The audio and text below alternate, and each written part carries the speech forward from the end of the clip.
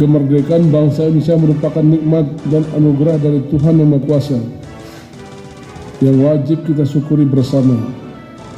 Rasa syukur ini tentunya menjadi milik segenap lapisan masyarakat, termasuk para warga binaan pemasyarakatan.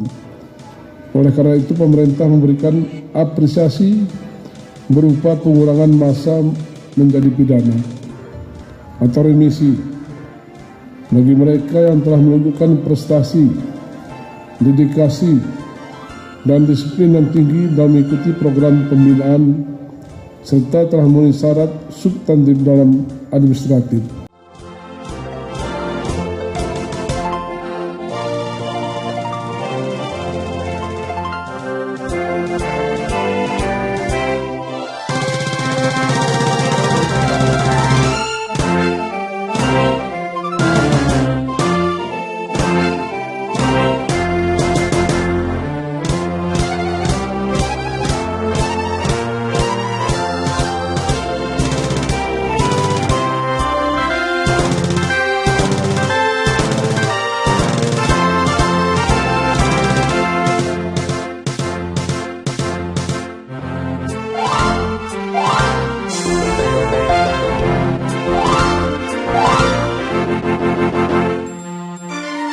Remisi selesai, laporan selesai.